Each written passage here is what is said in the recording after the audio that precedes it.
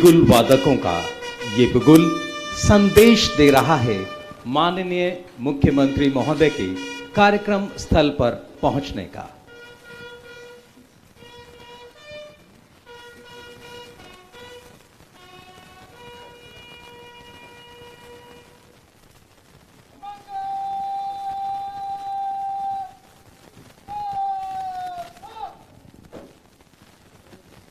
आप सभी से मेरा अनुरोध, अपने स्थान पर खड़े हो जाएं।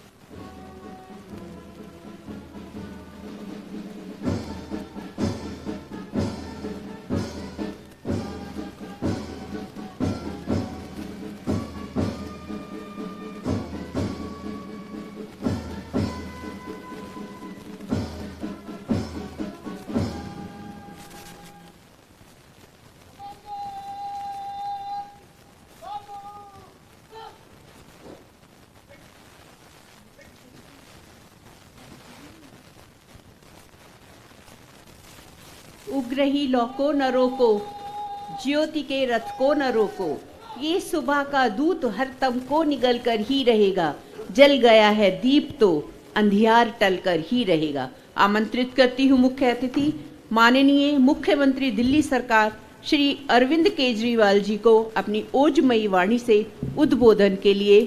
धन्यवाद।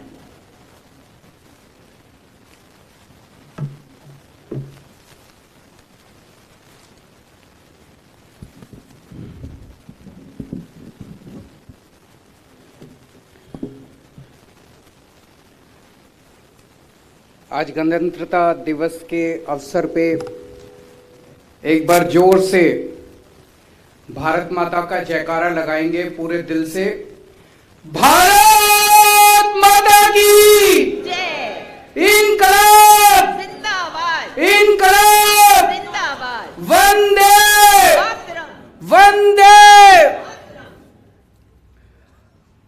सभी देशवासियों को, सभी दिल्ली वासियों को आज गणतंत्र दिवस की बहुत बहुत शुभकामनाएं।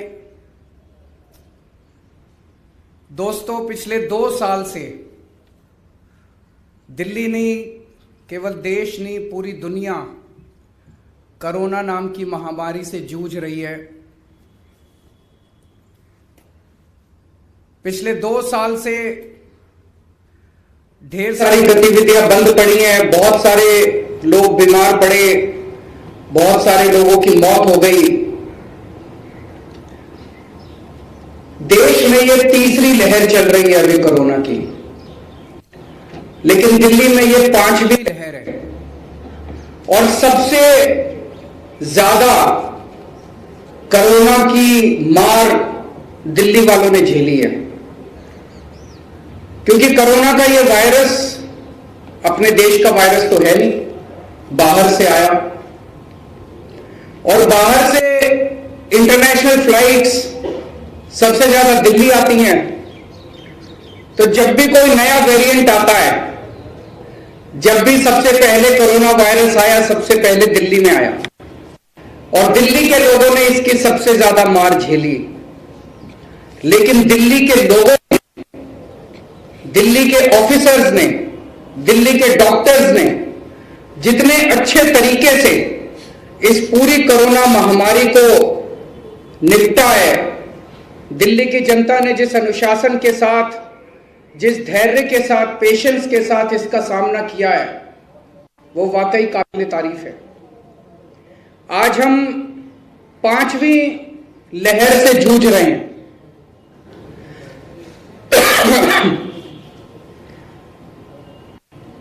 ओमिक्रॉन की ये लहर बहुत ज्यादा तेजी से फैलती है, लेकिन थोड़ी माइल्ड बताई जाती है। 13 जनवरी को लगभग 29,000 के करीब केसेस आए थे। 29,000। जो हमारी सेकेंड वेव आई थी उसमें भी लगभग मैक्सिमम केसेस इतने ही आए थे। लेकिन जब 29,000 केस भी थे तब भी हमारे दिल्ली में बेड जो है 2,500 से 3,000 बेड भरे हुए थे। अभी 15 तारीख को मैक्सिमम पॉजिटिविटी रेट आया था लगभग 30% के करीब। आज की डेट में आज जो आंकड़े आए हैं, 15 तारीख को 30% पॉजिटिविटी रेट था। 10 दिन के बाद आज 25 तारीख को यह घट के लगभग 10 साढ़े 10 के करीब रह गया है। 20% पॉजिटिविटी रेट कम हो गया है। उसी तरह से केसेस में भी काफी कमी आ रही है। ये एक इस वक्त इस बात का भी नतीजा है कि ओमिक्रॉन वेव है वो बड़ी माइल्ड है। दूसरा, जिस वॉर मिशन के तहत दिल्ली में वैक्सीनेशन किया गया, अगर वैक्सीनेशन किया जाए तो कोरोना का असर थोड़ा कम होता है, माइल्ड होता है। आज हमारे सभी doctors, nurses, medical staff, paramedical staff, officers सबने मिलकर वैक्सीनेशन में शानदार काम किया है। 100% पूरी दिल्ली को फर्स्ट डोज लग चुकी है। लगभग 82% लोगों को, 82% के करीब लोगों को सेकेंड डोज भी लग चुकी है। मुझे लगता है ये शायद पूरे देश में एक रिकॉर्ड है, पूरी दुनिया में भी शायद रिकॉर्ड है। 82% लोगों को सेकेंड डोज लग चुकी है और अब बूस्टर डोज भी बहुत तेजी से लग रही है। कोरोना जब भी बढ़ता है हम लोगों को कुछ पाबंदियां लगानी पड़ती हैं, मार्केट बंद करने पड़ते हैं, ऑड इवन करने पड़ते हैं, इकोनॉमिक एक्टिविटीज बंद हो जाती है, स्कूल बंद हो जाते हैं, कॉलेज बंद हो जाते हैं। हम समझते हैं आपको तकलीफ होती है, लोगों को तकलीफ होती है, लोगों की रोजी रोटी खराब होती है, लेकिन आप ये भरोसा रखिए हमारे ऊपर, हम उतनी पाबंदी लगाते हैं जितनी जरूरत होती है। हम नहीं चाहते कि आपकी रोजी रोटी खराब हो, हम नहीं चाहते कि आपकी इकोनॉमिक एक्टिविटीज में किसी भी तरह की बाधा आए, पर आपकी जान जरूरी है ना, आपकी सेहत जरूरी है ना, उसको ध्यान में रखते हुए हमें ये पाबंदियां लगानी पड़ती है। पिछले हफ्ते मेरे पास कुछ व्यापारी आए, उन्होंने सबने कहा कि जो ऑड इवन जो कर रखा है, वीकेंड कर्फ्यू कर रखा है, इससे बड़ी दिक्कत हो रही है। मैंने उनको भरोसा दिलाया, मैंने कहा जैसे ही हो सकेगा हम इसको खोलेंगे। हमने एलजी साहब के पास कुछ प्रस्ताव भेजे, उनमें कुछ प्रस्ताव एलजी साहब ने माने और कुछ प्रस्ताव उन्होंने डेफर कर दिए। मैंने देखा सोशल मीडिया पे कुछ लोगों ने एलजी साहब से नाराजगी जाहिर की। मैं उनको कहना चाहता हूं कि एलजी साहब बहुत अच्छे हैं, वो आपकी सेहत और आपकी जिंदगी के लिए चिंतित हैं। हम सब लोगों को कोई रेस्ट्रिक्शंस लगाने में मजे नहीं आते, हम क्यों रेस्ट्रिक्शंस लगाएंगे? हम सब मिलके, मैं, एलजी साहब, हम सब मिलके जल्दी से जल्दी, जितनी जल्दी हो सकेगी हम इन रेस्ट्रिक्शंस को हटाएंगे। आपकी जिंदगी को दोबारा ढर्रे पे लाने की हम कोशिश करेंगे, दोबारा सुचारू रूप से आपकी जिंदगी चले, इसकी हमें पूरा प्रयास रहेगा। आज गणतंत्र दिवस है, पवित्र दिन है। आज के दिन हमें सभी स्वतंत्रता सेनानियों की याद आती है। आज के दिन जिन लोगों ने देश के लिए कुर्बानियां दी थी, उन सब लोगों को हम याद करते हैं। किसी भी स्वतंत्रता सेनानी के योगदान को, उसके शौर्य को, उसको कम नहीं आंका जा सकता। हर एक ने अपने अपने स्तर के ऊपर खूब कुर्बानियां दी, खूब संघर्ष किया, लेकिन दो महानुभाव, दो स्वतंत्रता सेनानी ऐसे हैं जिनसे मैं सबसे ज्यादा प्रभावित हूं। मैं समझता हूं कि वो शायद बाकी सब में एक हीरे की तरह चमकते हैं। वो दोनों हैं, एक है बाबा साहब अंबेडकर और दूसरे हैं शहीद आजम भगत सिंह।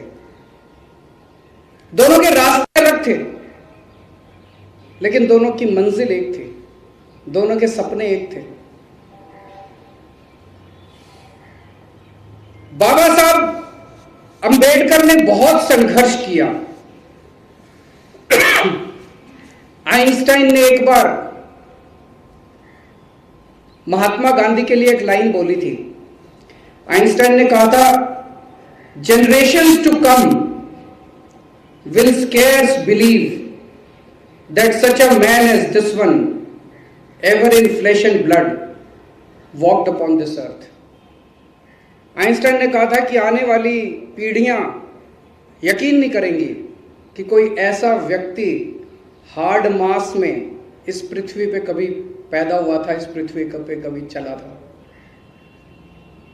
मैं जितना ज्यादा बाबा साहब अंबेडकर को पढ़ता हूं, उनके जीवन के बारे में पढ़ता हूं, उनके संघर्ष के बारे में पढ़ता हूं, उतना ज्यादा मुझे लगता है कि यही लाइन आइंस्टाइन की पूरी तरह से बाबा साहब अंबेडकर पे भी लागू होती है। जितना ज्यादा मैं पढ़ता हूं, मुझे यकीन नहीं होता कि ऐसा व्यक्ति कभी पैदा हुआ था और इस किस्म का संघर्ष कर सकता था, ऐसा कभी काम कर सकता था। 1891 में पैदा हुए महार जाति में। महार जाति को उन दिनों में अछूत माना जाता था। उनके घर में खाने को नहीं था, बहुत गरीब परिवार से थे, बहुत गरीब। स्कूल जाते थे, क्लास में नहीं बैठने देते थे, क्लास के बाहर बिठाते थे। पानी नहीं पीने देते उससे गड़े, ऊपर से पानी उनको डाला जाता था।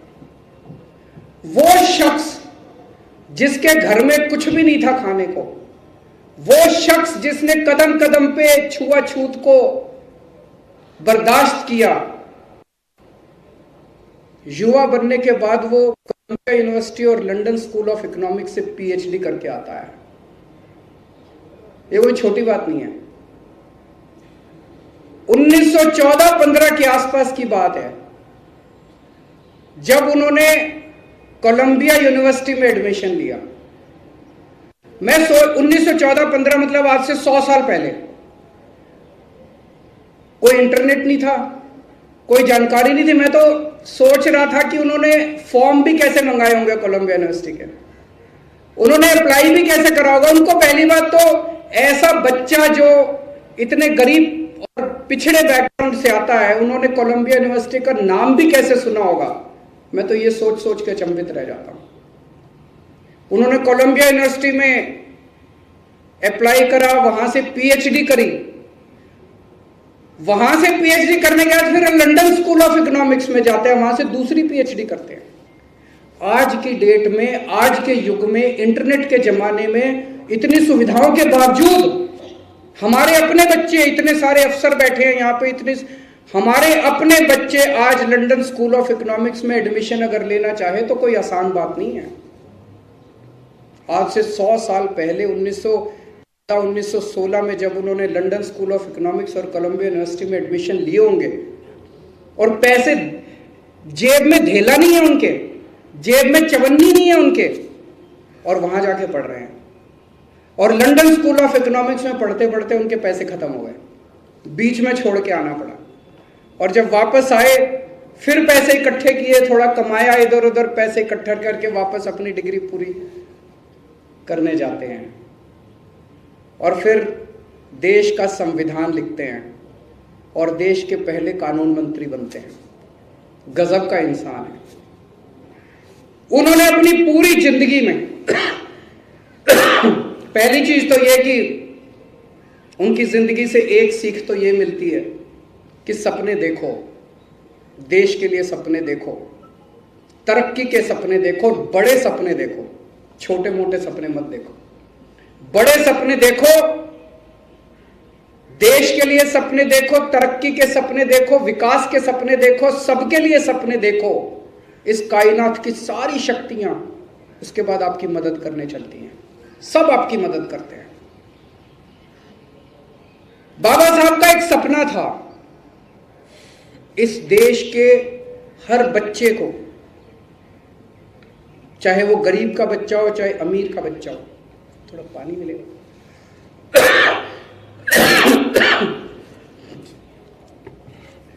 चाहे गरीब का बच्चा हो चाहे अमीर का बच्चा हो, सबको अच्छी शिक्षा मिलनी चाहिए। उन्होंने अपनी जिंदगी में झेला था, बहुत मुसीबतें झेली थी। वो चाहते थे कि देश आजाद होने के बाद एक गरीब बच्चे को इतनी तकलीफ नहीं होनी चाहिए। हर बच्चे को, चाहे अमीर का हो चाहे गरीब का हो, चाहे इस जात का हो चाहे उस जात का हो, चाहे दलित का हो चाहे ब्राह्मण का हो, हर बच्चे को अच्छी से अच्छी शिक्षा मिलनी चाहिए। अच्छी से अच्छी शिक्षा मिलना सब बच्चों का अधिकार होना चाहिए। लेकिन आज 75 साल के बाद, आजादी के 75 साल के बाद, क्या हम बाबा साहब का सपना पूरा कर पाए? नहीं कर पाए। आज गणतंत्रता दिवस है, शुभ दिन है, पवित्र दिन है। आज हम सब लोग कसम खाते हैं, शपथ लेते हैं कि बाबा साहब का सपना हम पूरा करेंगे। बाबा साहब ने जो सपना देखा था कि हर बच्चे को अच्छी शिक्षा मिलनी चाहिए, उस सपने को हम पूरा करेंगे। भारत तभी विकसित होगा जब हर बच्चे को अच्छी शिक्षा मिलेगी। भारत तभी नंबर 1 बनेगा जब हर बच्चे को अच्छी शिक्षा मिलेगी। इसका कोई शॉर्टकट नहीं है। चाहे चुनावों के दौरान बड़ी बड़ी हम बातें कर दें, हम भारत को यहाँ ले जाएंगे, हम भारत को वहाँ ले जाएंगे, लेकिन रास्ता बड़ा लंबा है, रास्ता बड़ा कठिन है, मेहनत करनी पड़ेगी। और उस मेहनत में सबसे इंपॉर्टेंट शिक्षा है। बच्चों को अच्छी शिक्षा देना। बिना एक भी दुनिया के अंदर ऐसा देश नहीं है, विकसित देश नहीं है, डेवलप्ड कंट्री नहीं है जहाँ पे सारे बच्चों को अच्छी शिक्षा ना मिलती है।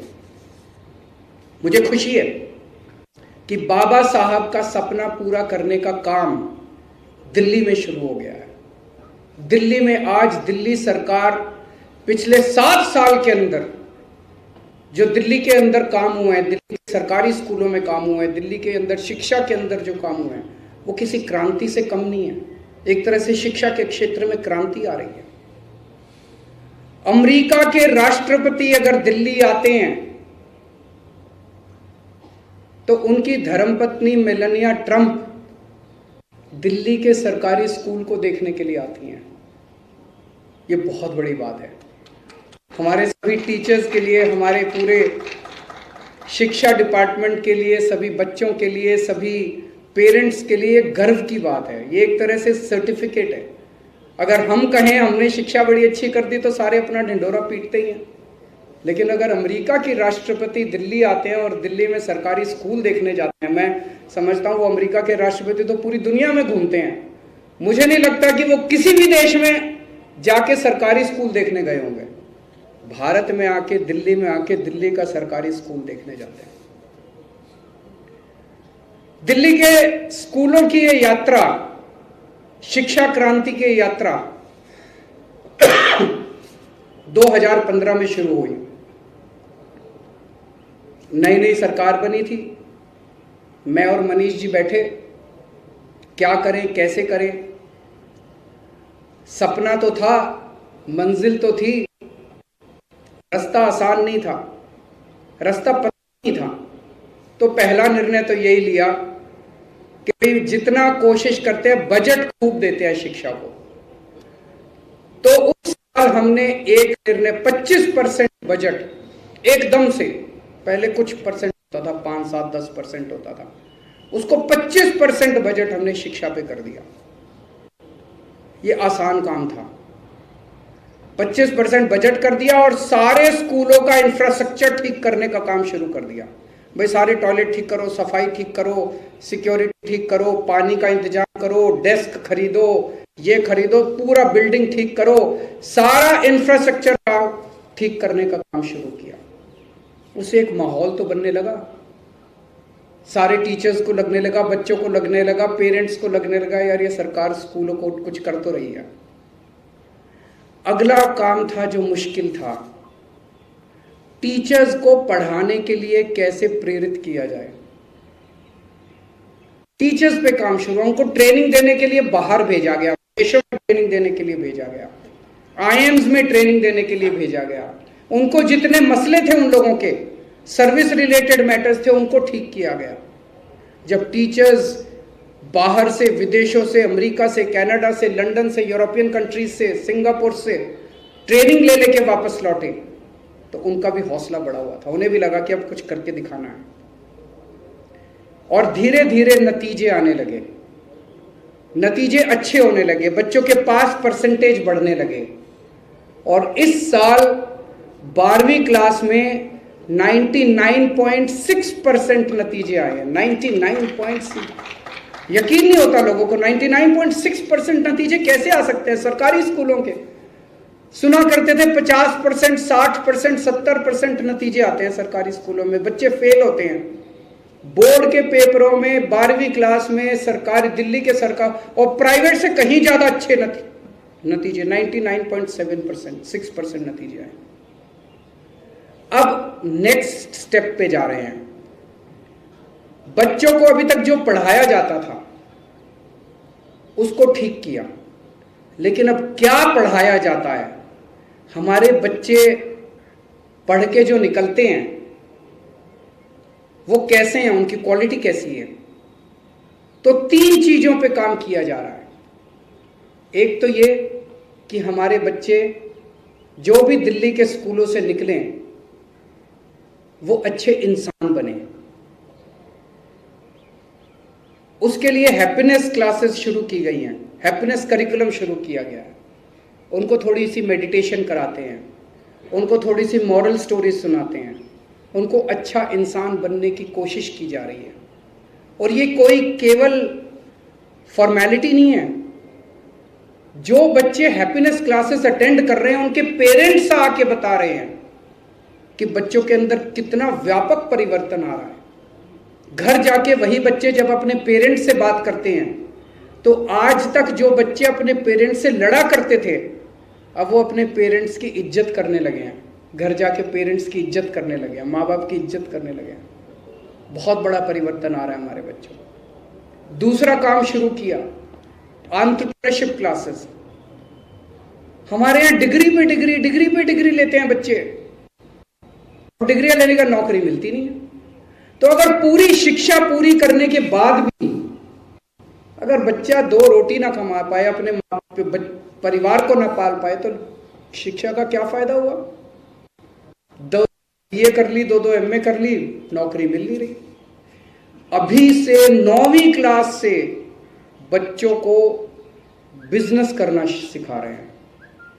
उनका पूरा माइंडसेट, उनका पूरा सोचने का तरीका, मैंने कई ऐसे बच्चों से बात की, वो अब 24 घंटे ये सोचते हैं कि मैं कैसे, क्या बिजनेस करूंगा, मैं कैसे बिजनेस करूंगा। और मैं दूसरों को, बच्चे अपने आप टीवी कैमरे वाले लेके हमारे स्कूलों में जब घूमते हैं तो बच्चे कहते हैं मुझे नौकरी लेने वाला नहीं, नौकरी देने वाला बनना है। ये सोच बहुत बड़ी बात है। ये जो सोच में बदलाव आया है बच्चों की, बहुत बड़ी बात है। और तीसरी चीज कि जो बच्चा हमारे स्कूलों से निकले वो कट्टर देशभक्त होना चाहिए, अपने देश के लिए मर मिटने को तैयार होना चाहिए। तो देशभक्ति क्लासेस हम लोगों ने अपने स्कूलों में शुरू की है। एक और बड़ी बात हुई है, हमने दिल्ली में अपना बोर्ड, स्कूल एजुकेशन का बोर्ड शुरू किया है और उसका टाई अप अंतर्राष्ट्रीय एजुकेशन बोर्ड जो है, जो पूरी दुनिया का एजुकेशन का बोर्ड है, IB, उसके साथ हुआ है। IB एक ऐसा बोर्ड है जिससे पढ़ने के लिए खूब खूब अमीर बच्चे, अमीरों के बच्चे, बड़े बड़े लोगों के बच्चे तरसते हैं उससे शिक्षा लेने के लिए। अब दिल्ली के गरीब बच्चे आईबी की शिक्षा प्राप्त किया करेंगे। ये बहुत बड़ी बात हुई है। दिल्ली में हम टीचर्स यूनिवर्सिटी बना रहे हैं।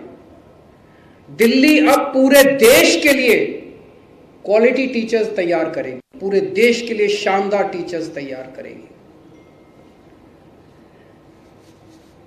मैं सोच रहा था बाबा साहब की आत्मा जहां कहीं भी होगी, अगर आसमान में आज होगी और ऊपर से देख रही होगी तो हमें जरूर खूब आशीर्वाद दे रही होगी। मैं सोच रहा था अगर आज बाबा साहब जिंदा होते तो हमें खूब आशीर्वाद देते, हमें गले से लगा लेते। हमारे दूसरे आइडल शहीद आजम भगत सिंह, जिन्होंने मात्र 23 साल की उम्र में, 23 साल में एक युवा अपनी जिंदगी के सपने देखता है, रोमांस करता है, आने वाले भविष्य के बारे में सोचता है कि शादी करूंगा, बच्चे होंगे, ये बनूंगा, वो बनूंगा, करियर के बारे में सोचता है।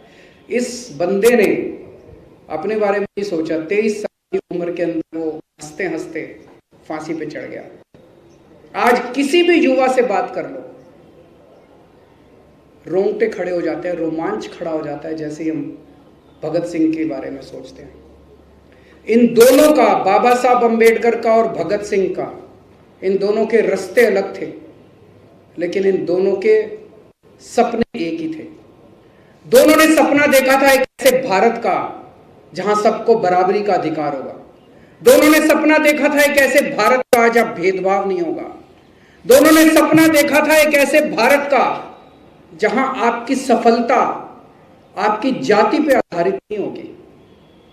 दोनों ने सपना देखा था एक ऐसे भारत का जहां एक गरीब आदमी को यह नहीं सोचना पड़ेगा कि मैं एक बच्चे को स्कूल भेज दूं और दूसरे को कमाने के लिए भेज दूं। दोनों ने सपना देखा था एक ऐसे भारत का जहां हर बच्चे को अच्छी शिक्षा मिलेगी। दोनों ने सपना देखा था एक क्रांति का, एक रेवोल्यूशन का। आज वही क्रांति और वही रेवोल्यूशन हम लोगों का भी सपना है। मुझे खुशी है कि चाहे आजादी के 70 साल बाद ही सही, लेकिन दिल्ली के अंदर इन लोगों का सपना अब धीरे धीरे पूरा होने लगा है। आज सवेरे जब दिल्ली के स्कूल खुलते हैं तो उनकी एक क्रांति हर दिल्ली के स्कूल के अंदर जीवंत हो जाती है। आज दिल्ली के हर बच्चे की आंखों के अंदर वो क्रांति नजर आती है। दोस्तों, आज गणतंत्र दिवस के अवसर पे मैं ये ऐलान करता हूं कि दिल्ली सरकार के हर दफ्तर के अंदर, दिल्ली सरकार के हर ऑफिस के अंदर बाबा साहब अंबेडकर और शहीद आजम भगत सिंह की तस्वीरें लगाई जाएंगी। अब हम नेताओं की तस्वीर नहीं लगाएंगे, अब मुख्यमंत्री की तस्वीर नहीं लगानी, अब हमें तस्वीरें लगानी है इन दो महानुभावों की, बाबा साहब अंबेडकर की और शहीद आजम भगत सिंह की। इन दोनों के असूलों के ऊपर हमारी दिल्ली सरकार चलेगी और ये दोनों हम लोगों को हर कदम पे प्रेरणा देते रहेंगे। भारत माता की। बहुत बहुत धन्यवाद आदरणीय मुख्यमंत्री महोदय के इस ओजस्वी उद्बोधन का। और किसी ने सही कहा है कि हम सब का जज्बा है कि कुछ नशा तिरंगे की आन का है, कुछ नशा तिरंगे की शान का है। हम लहराएंगे हर जगह तिरंगे को, ये नशा हिंदुस्तान की शान का है, ये नशा हिंदुस्तान की शान का है। और अब शिक्षा निदेशालय के संगीत अध्यापक आपके लिए प्रस्तुत कर रहे हैं देशभक्ति से ओतप्रोत ये प्रस्तुति, जन जन भारत, जन मन अभिमत, जन गणतंत्र विधाता, जन गणतंत्र विधाता, जन गणतंत्र विधाता।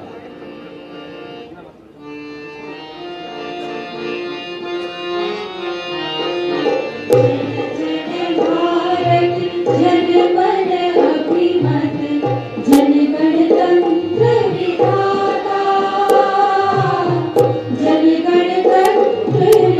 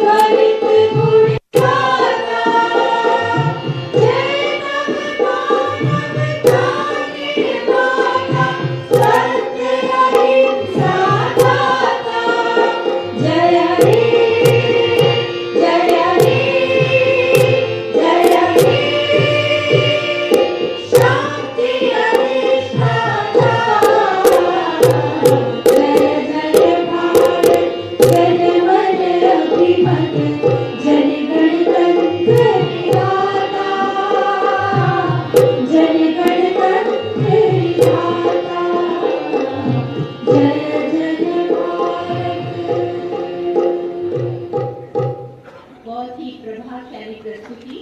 और इस प्रस्तुति में शिद्दत से पार्टिसिपेट किया नीतू चौधरी, कविता यादव मैम, वंदना मल्होत्रा, सुजाता विश्वास, अरुणा शर्मा, डॉक्टर शिल्पा दवानकर, रामकृष्ण वर्मा जी और डॉक्टर मनोज कुमार जी ने। और इसी के साथ एक दूसरी प्रस्तुति, जय हम पथिक हैं शांति पथिके, शांति लक्ष्य हमारा लक्ष्य ही शांति को प्राप्त करना है। तो प्रस्तुति है हम पथिक हैं शांति पथिके।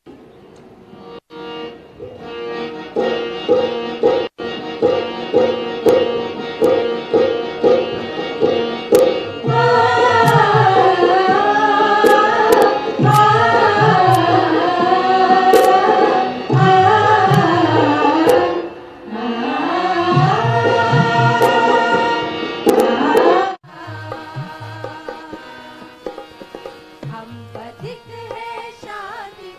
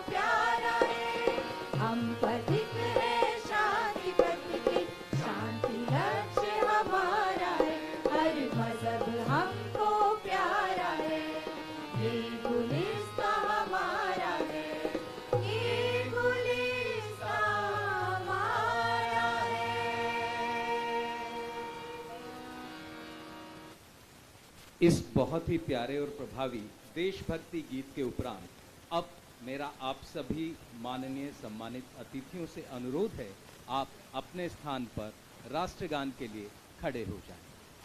सम्मान गारद के कमांडर लक्ष्य पांडे कमांडे।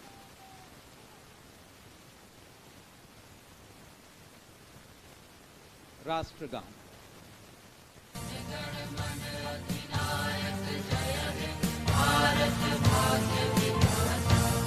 पंजाब सिंध गुजरात मराठा द्राविड़ उत्कल बंग विंध्य हिमाचल यमुना गंगा उच्छल जगति तरंग तब शुभ नामे जागे तब शुभ आशीष मांगे गाहे तब जय गाथा जय गण मंगल गायक जय हे भारत भाग्य विधाता जय हे जय हे जय हे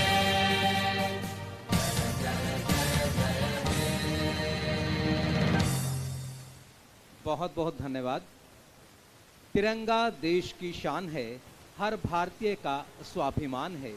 यही है गंगा, यही है हिमालय, यही हिंद की जान है। तीन रंगों में रंगा हुआ ये अपना हिंदुस्तान।